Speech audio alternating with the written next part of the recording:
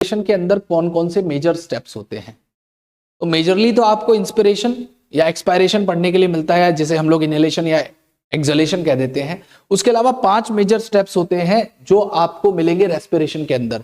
सबसे पहला स्टेप यहाँ पे क्या होता है, ध्यान से समझिएगा मेरी बात।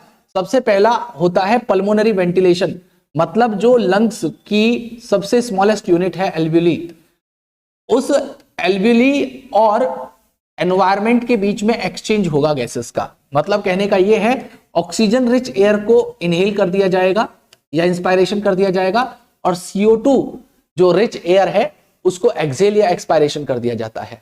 तो सबसे पहला स्टेप हो गया, आपने एक्सचेंज किया है एटमॉस्फेयर के साथ या एनवायरमेंट के साथ, O2 को इनहेल किया, CO2 को वहां से आपने एक्सहेल कर दिया।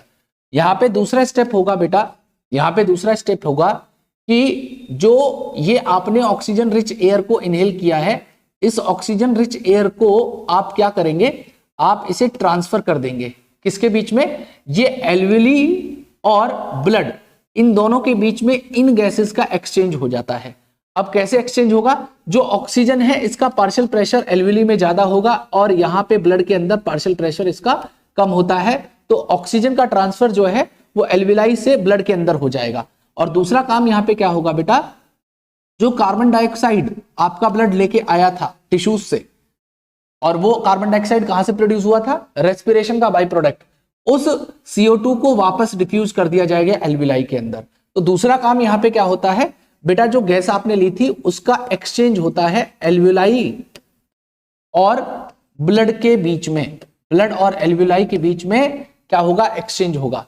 अब तीसरा काम क्या होगा, उस ब्लड के अंदर जब उस एयर को या उस गैस को पहुंचा दिया गया, अब ब्लड उसे ट्रांसपोर्ट करेगा, और ब्लड उसे ट्रांसपोर्ट करेगा कहां पे, 2 तरीके से ट्रांसपोर्टेशन हो सकता है। पहला ट्रांसपोर्टेशन लंग्स से टिश्यूज की तरफ होगा जिसमें ऑक्सीजन को ट्रांसपोर्ट किया जाता है, और दूसरा ट्रांसपोर्टेशन टिश्यूज से लंग की तरफ होगा जिसमें CO2 को ट्रांसपोर्ट किया जाएगा।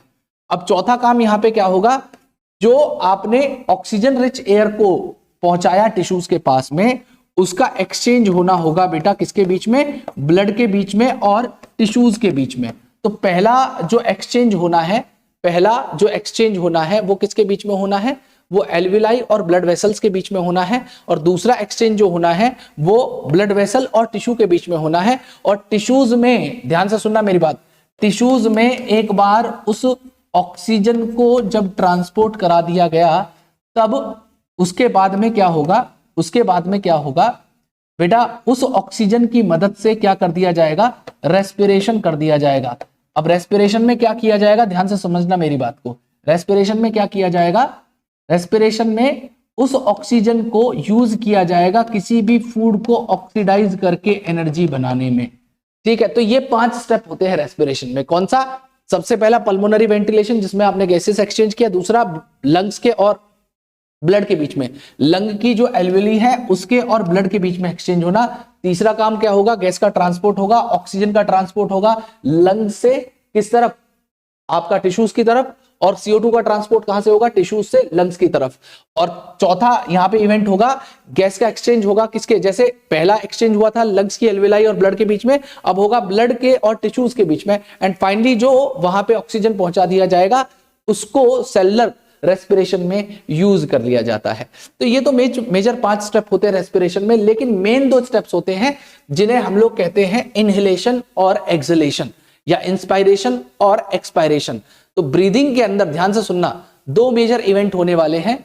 सबसे पहला इवेंट होता है जिसे हम लोग इंस्पायरेशन कहते हैं, जिसमें आप क्या करेंगे, आप एक्टिव इनटेक करेंगे एयर का एटमॉस्फेयर से लंग में, और एक्सपायरेशन में क्या करेंगे, पैसिव एक्सपेलिंग करते हैं, रिलीज करते हैं एयर को लंग से एटमॉस्फेयर के अंदर।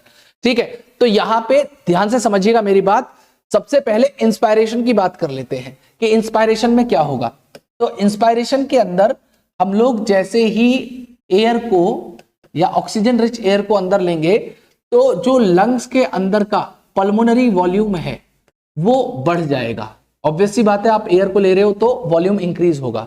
वॉल्यूम इंक्रीज होने से क्या होगा, जो यहां पे रेस्टिंग डायफ्राम है, जो नीचे की तरफ डायफ्राम रेस्ट कर रही है, जो नॉर्मली डोम शेप की होती है, उसके ऊपर प्रेशर जनरेट होगा, क्योंकि ऊपर से वॉल्यूम इंक्रीज हो रहा है। तो ये डायफ्राम जो कभी डोम शेप की रिलैक्स पोजीशन पे थी, ये कॉन्ट्रैक्ट होके फ्लैट शेप की हो जाएगी, ये कॉन्ट्रैक्ट करेगी और कैसी हो जाएगी, ये फ्लैट शेप की हो जाएगी।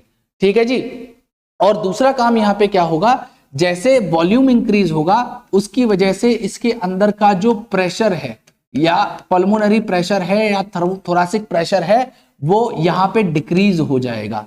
ठीक है, अब डिक्रीज होने से क्या फायदा मिलेगा, जो हमारा नॉर्मल एटमॉस्फेरिक प्रेशर होता है वो 760 mmHg होता है, और जैसे वॉल्यूम बढ़ेगा उसकी वजह से प्रेशर डिक्रीज होगा और यहाँ का प्रेशर जो है वो आपका 750 mmHg हो जाएगा। और हमेशा क्या होता है, जहां पे भी हायर प्रेशर होगा उधर से लोअर प्रेशर की तरफ गैसेस का डिफ्यूजन होता है, तो क्या होगा, बाहर से जो एयर है वो अंदर की तरफ ट्रांसफर हो जाएगी। तो यहां पे इस प्रोसेस को करने में दो चीजों का एक्टिव इन्वॉल्वमेंट होगा। मेरी बात ध्यान से समझिएगा, हमारे जो रिब्स होती हैं उन रिब्स के साथ में एसोसिएटेड एक मसल होती है जिन्हें हम लोग बेटा इंटरकोस्टल मसल कहते हैं, इंटरकोस्टल मसल कहते हैं। और ये इंटरकोस्टल मसल भी दो तरीके की होती हैं, एक को कहा जाता है इंटरनल इंटरकोस्टल मसल और दूसरी होती है जिन्हें कहते हैं हम लोग बेटा एक्सटर्नल इंटरकोस्टल मसल। ये दो तरीके के इंटरकोस्टल मसल हैं, एक इंटरनल और एक एक्सटर्नल इंटरकोस्टल मसल। तो जनरली जब भी हम लोग नॉर्मल ब्रीदिंग कर रहे होते हैं तो उस टाइम पे चाहे इंस्पायरेशन करें चाहे एक्सपायरेशन करें, उसमें ये एक्सटर्नल इंटरकोस्टल मसल के साथ साथ ये डायफ्राम इन्वॉल्व होता है। मैंने क्या कहा कि जब भी आप नॉर्मल ब्रीदिंग कर रहे हो, ठीक है, और नॉर्मल ब्रीदिंग के दौरान जो मसल इन्वॉल्व होंगी वो कौन सी होती हैं, पहली होती है आपका डायफ्राम, पहला होता है आपका डायफ्राम, और दूसरी मसल होती है यहां पे external intercostal muscle, external intercostal muscle. ठीक है जी। तो यहां पे आपने क्या क्या इवेंट सीखा, आपने देखा कि जैसे ही जो एयर थी उसने लंग्स में एंटर किया तो उसकी वजह से हमारे जो लंग का वॉल्यूम था या पल्मोनरी वॉल्यूम था या थोरेसिक वॉल्यूम था वो इंक्रीज हुआ। अब वॉल्यूम इंक्रीज होने की वजह से क्या हुआ, वहां का जो प्रेशर था वो डिक्रीज हुआ। तो प्रेशर डिक्रीज हुआ तो एटमॉस्फेरिक प्रेशर उससे ज्यादा हो गया। एटमॉस्फेरिक प्रेशर 760 था, लंग के अंदर का प्रेशर कितना हो गया, 758 हो गया। तो हायर प्रेशर से लोअर प्रेशर की तरफ जो है एयर मूव कर जाएगी। ठीक है, फिर उसके अलावा क्या हुआ, जब आप एयर का वॉल्यूम हमारी थोरेसिक कैविटी में बढ़ेगा तो थोरेसिक कैविटी क्या होती है, लिफ्ट अप हो जाती है। आपकी जो चेस्ट कैविटी है वो क्या हो जाएगी, लिफ्ट अप हो जाएगी। ठीक है, और डायफ्राम जो कभी फ्लैट शेप का हुआ करता था, ऊपर से इस पे जब प्रेशर पड़ेगा तो ये कैसा हो जाएगा बेटा, ये आपका डोम शेप से फ्लैट शेप में आ जाएगा। ये पहले कैसा था, ये डोम शेप हुआ करता था और उसके बाद में ये कैसा हो जाएगा, ये सॉरी ये आपका फ्लैटेंड हो जाएगा। ठीक है, तो ये सारे के सारे इवेंट यहां पे होने वाले हैं। तो हमने क्या देखा कि डायफ्राम सबसे पहले कॉन्ट्रैक्ट होगा, फ्लैटन होगा, उसके बाद में क्या होगा, ये जो डायफ्राम था जो नॉर्मली डोम शेप होता है ये क्या हो जाएगा, ये फ्लैटन हो जाएगा। तो यही इवेंट्स हमारे इनहेलेशन या इंस्पायरेशन में होने वाले हैं। तो सबसे पहला क्या हुआ, डायफ्राम ने कॉन्ट्रैक्ट किया या फ्लैटन किया, उसके बाद में एक्सटर्नल इंटरकोस्टल मसल कॉन्ट्रैक्ट करेंगी जिसकी वजह से बेटा वर्टिकल वॉल्यूम जो है वो इंक्रीज होगा और रिब्स और स्टर्नम हमारा लिफ्ट अप हो जाएगा और वॉल्यूम जो है हमारा दोनों एक्सिस में, डॉर्सो वेंट्रल एक्सिस में वो इंक्रीज होगा। और थोरेसिक वॉल्यूम इंक्रीज होने की वजह से थोरेसिक प्रेशर डिक्रीज हो जाता है और लंग्स एक्सपेंड करेंगे जिसकी वजह से पल्मोनरी वॉल्यूम इंक्रीज होगा और बेटा जो हमारा इंट्रा पल्मोनरी प्रेशर है वो डिक्रीज हो जाता है जिसकी वजह से जो एयर है वो बाहर से, आउटसाइड से लंग्स के अंदर एंटर कर जाएगी। एयर मूव कर जाएगी आउटसाइड से, मतलब एटमॉस्फेयर से लंग्स के अंदर। ये तो रही बात इंस्पिरेशन की। अब एक्सपायरेशन की बात कर ले तो एक्सपायरेशन के अंदर क्या होगा, ध्यान से सुनिएगा।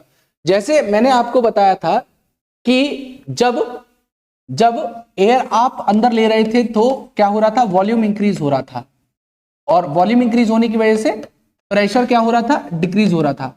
अब इसी चीज को उल्टा रिवर्स कर लीजिए कि जैसे ही बाहर हम लोग एयर को एक्सपायर करेंगे या एक्सेल करेंगे तो धीरे धीरे यहाँ पे जो वॉल्यूम है वो डिक्रीज होना शुरू होगा, और वॉल्यूम डिक्रीज होगा तो यहाँ पे जो प्रेशर है वो इंक्रीज होगा, और प्रेशर कितना इंक्रीज हो जाएगा, ये हो जाएगा 762 mmHg, और बाहर का जो प्रेशर है वो कितना होगा 760 mmHg, जिसकी वजह से हायर प्रेशर से लोअर प्रेशर की तरफ एयर मूव कर जाएगी। और इस दौरान भी क्या होगा बेटा, हमारी जो एक्सटर्नल इंटरकोस्टल मसल थी और जो डायफ्राम था, जो पहले कभी कॉन्ट्रैक्ट हुआ था, जो पहले कभी इस तरीके से फ्लैटन हो गया था कॉन्ट्रैक्ट होने की वजह से, अब वो वापस क्या होगा, वापस अपनी उसी पोजीशन पे चला जाएगा, जिसकी वजह से जो हमारा थोरैक्स था, जिसने जो पहले कभी लिफ्ट अप हुआ था, जो रिब केस था या चेस्ट कैविटी थी जो लिफ्ट अप हुई थी, वो अपनी ओरिजिनल पोजीशन को रिगेन कर लेगी, जिसकी वजह से थोरेसिक वॉल्यूम जो है वो डिक्रीज होगा, और थोरेसिक वॉल्यूम डिक्रीज होगा तो पल्मोनरी वॉल्यूम भी डिक्रीज होगा, जिसकी वजह से एयर बाहर मूव आउट कर जाती है। ठीक है, अब बात यह है कि जो नॉर्मल ब्रीथ होती है, एक ब्रीथ कब काउंट की जाए। ठीक है, तो बेटा एक ब्रीथ के अंदर ध्यान से सुनिएगा मेरी बात, एक इंस्पायरेशन या वन इनहेलेशन और एक एक्सलेशन वन एक्सपायरेशन को इंक्लूड किया जाता है। मतलब एक बार आपने सांस अंदर ली, एक बार बाहर रिलीज कर दी, तो ये दोनों मिलके एक ब्रीथ कहलाता है। ठीक है जी, तो breathe in and breathe out will count as one breath बेटा। और ब्रीथ रेट जो है वो वेरी करता है अलग अलग ऑर्गेनिज्म के अंदर, अलग अलग ऑर्गेनिज्म कह रहा हूं, ह्यूमन के अंदर ही अलग अलग स्टेजेस पे जो ब्रीदिंग रेट है वो जो है आपका वेरी कर जाएगा। जैसे अगर मैं अडल्ट ह्यूमन की बात करता हूं तो अडल्ट ह्यूमन में ब्रीदिंग रेट 12 to 16 ब्रीद पर मिनट होता है। अगर आप इसी चीज को कंपेयर करें किसी न्यूबॉर्न चाइल्ड से, तो न्यूबॉर्न के अंदर ब्रीदिंग रेट बहुत फास्टर होता है, वहां पे 40 ब्रीद पर मिनट होते हैं, क्योंकि उनका रेट ऑफ रेस्पिरेशन काफी हाई होता है, वो ग्रोइंग स्टेज में होते हैं, उनको ज्यादा एनर्जी चाहिए सेल्स को डिवाइड करने के लिए, इसलिए वो लोग ज्यादा ब्रीथ करते हैं, और ज्यादा ऑक्सीजन पहुंचेगा तो ज्यादा वो लोग जो है रेस्पिरेशन कर सकते हैं, और जिसकी वजह से ज्यादा एनर्जी बनेगी, और वो एनर्जी अवेलेबल होगी किसको, डिवीजन ऑफ सेल में। और इसी तरीके से जो 1 year old चाइल्ड होता है उसका जो ब्रीदिंग रेट है वो हमारा होता है 20 to 24 ब्रीद, 20 to 24 ब्रीद पर मिनट। और एक इंस्ट्रूमेंट है बेटा जिससे ब्रीदिंग रेट को हम लोग मेजर करते हैं, उस इंस्ट्रूमेंट को हम लोग कहते हैं, उस इंस्ट्रूमेंट को हम लोग नाम देते हैं या स्पायरोमीटर, स्पायरोमीटर, या उसी को हम लोग कह देते हैं रेस्पायरोमीटर, रेस्पायरोमीटर। तो स्पायरोमीटर या रेस्पायरोमीटर एक इंस्ट्रूमेंट होता है जिसको यूज किया जाता है क्या करने के लिए, मेजर करने के लिए ब्रीदिंग रेट को, ब्रीदिंग रेट को मेजर करने के लिए इस इंस्ट्रूमेंट का इस्तेमाल किया जाता है।